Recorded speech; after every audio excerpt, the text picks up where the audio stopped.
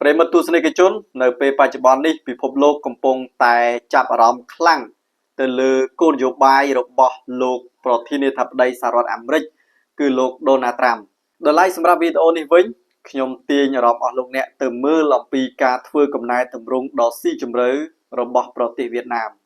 ប្រទេសវៀតណាមមានមហិច្ឆតាធំណាស់ដើម្បីប្រែក្លាយប្រទេសទៅជាប្រទេសមានការអភិវឌ្ឍ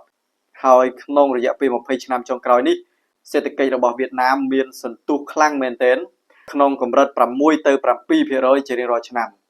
ជាក់ស្ដែងដូចជាក្នុងវិបត្តិ COVID-19 វៀតណាមក៏មានភាពជោគជ័យក្នុងការជំនះបញ្ហាទាំងឡាយដោយនាំឲ្យប្រទេសនេះមានសន្ទុះនៃការអភិវឌ្ឍសេដ្ឋកិច្ចយ៉ាងខ្លាំងក្លាបើចាប់ពីថ្ងៃទី1ខែមីនានេះតទៅរដ្ឋាភិបាលវៀតណាមនឹងអនុវត្តគម្រោងកំណែទម្រង់រដ្ឋបាលក្នុងគោលបំណងកាត់បន្ថយចំណាយនិងលើកទឹកចិត្តដល់ការវិនិយោគពីក្រៅប្រទេសដើម្បីសម្រេចឲ្យបាននៅកំណើនផលិតផលក្នុងស្រុកសរុបដែលយើងហៅថា GDP ឲ្យបាន8% ក្នុងឆ្នាំ2025បាទក្រោយពេលដែលធ្វើកំណែទម្រង់រដ្ឋាភិបាលហើយវៀតណាមក៏បានរៀបចំវេទិកាជំនួបរវាងរដ្ឋាភិបាលជាមួយនឹងបណ្ដាក្រុមហ៊ុនវិនិយោគទុនបរទេសនិងដៃគូពាណិជ្ជកម្មនានាដែលប្រៀបបានទៅនឹងការបើកសម្ពោធគោលនយោបាយកំណែទម្រង់របស់ខ្លួនគួរបញ្ជាក់ផងដែរថានៅក្នុងឆ្នាំ2024វិនិយោគិនដែលមកបណ្ដាក់ទុនរកស៊ីក្នុងប្រទេសវៀតណាមធំជាងគេគឺលេខ1សិង្ហបុរីលេខ2កូរ៉េខាងត្បូងលេខ3ចិនហុងកុងនិងលេខ4ជប៉ុនដោយគ្របដណ្ដប់ប្រមាណជា 77% នៃទំហំវិនិយោគសរុបហើយបណ្ដាប្រទេសដែលជាដៃគូពាណិជ្ជកម្មជាមួយវៀតណាមនោះគឺចិនជាប់ចំណាត់ថ្នាក់លេខ1ប្រមាណជា 22.2% ជាមួយនឹងទឹកប្រាក់ប្រមាណជា 106.7 ពាន់លានដុល្លារលេខ2នោះគឺកូរ៉េខាងត្បូងតាមដោយសហរដ្ឋអាមេរិកលេខ3ហើយលេខ4គឺប្រទេសជប៉ុនហើយលេខ5ថៃលេខ6ម៉ាឡេស៊ីបាទឥឡូវនេះយើងក៏លេខមកមើលកំណែទម្រង់រដ្ឋបាលវិញកាលពីខែកុម្ភៈសភានៃបកកុម្មុយនីសវៀតណាមបានអនុម័តជាឯកច្ឆន្ទតាមសំណើរបស់អគ្គលេខាបកតូលឹមក្នុងការកាត់បន្ថយក្រសួងស្ថាប័នរដ្ឋទាំងអស់មកនៅត្រឹមតែ14ទេចាប់ពីថ្ងៃទី1មីនាតទៅហើយចំនួនគណៈរដ្ឋមន្ត្រីរបស់វៀតណាមក៏នៅសល់ត្រឹមតែ25រូបដែរដែលក្នុងនោះរួមមាននាយករដ្ឋមន្ត្រី1រូបឧបនាយករដ្ឋមន្ត្រី7រូបរដ្ឋមន្ត្រី14រូបនិងថ្នាក់ដឹកនាំស្ថាប័នចំនួន3ទៀតដែលមានឋានៈស្មើនឹងក្រសួងខ្លះត្រូវបានរួមច្របាច់បញ្ចូលគ្នាឬក៏ត្រូវលុបចោលតែម្ដងហើយស្ថាប័នមួយចំនួនទៀតដូចជាស្ថានីយទូរទស្សន៍និងវិទ្យុរដ្ឋចំនួន5ការិយាល័យសារព័ត៌មានទស្សនាវដ្តីរបស់រដ្ឋក៏ត្រូវបិទទ្វារឈប់ដំណើរការ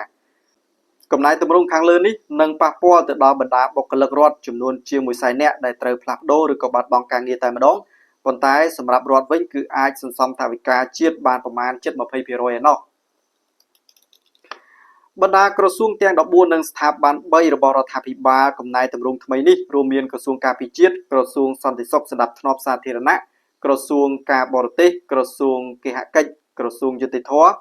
ក្រសួងហិរញ្ញវត្ថុក្រសួងឧស្សាហកម្មនិងធុរកិច្ចក្រសួងកសិកម្មនិងបរិស្ថានក្រសួងសំណង់ក្រសួងវប្បធម៌កីឡានិងទេសចរណ៍ក្រសួងវិទ្យាសាស្ត្រនិងបច្ចេកវិទ្យាក្រសួងអប់រំនិងបណ្ដុះបណ្ដាលក្រសួងសុខាភិបាលក្រសួងជនជាតិដើមភាគតិច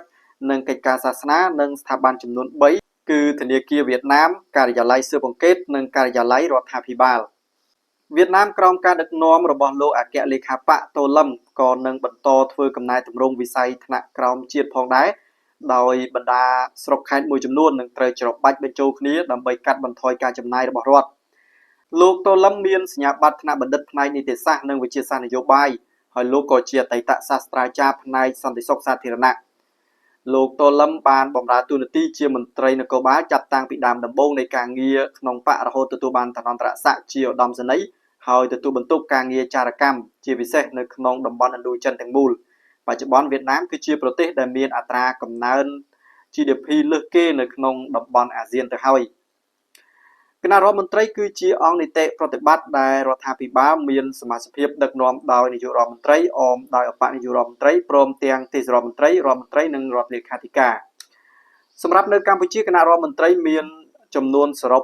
809នាក់ដឹកនាំដោយនាយករដ្ឋមន្ត្រី1រូបឧបនាយករដ្ឋមន្ត្រី10រូបទេសរដ្ឋមន្ត្រីចំនួន21រូបរដ្ឋមន្ត្រីចំនួន30រូបរដ្ឋមន្ត្រីអម29រូបរដ្ឋលេខាធិការចំនួន718រូបនៅថៃវិញគណៈរដ្ឋមន្ត្រីរបស់គេមានចំនួនសរុប36នាក់ ដឹកនាំដោយនាយករដ្ឋមន្ត្រីមួយរូបឧបនាយករដ្ឋមន្ត្រី6រូបរដ្ឋមន្ត្រីចំនួន20រូបនិងរដ្ឋលេខាធិការចំនួន9រូបនៅប្រទេសលាវគណៈរដ្ឋមន្ត្រីមានចំនួន21រូបដឹកនាំដោយនាយករដ្ឋមន្ត្រីមួយរូបឧបនាយករដ្ឋមន្ត្រីចំនួន3រូបនិងរដ្ឋមន្ត្រីចំនួន17រូបបាទនេះគឺជាព័ត៌មានដែល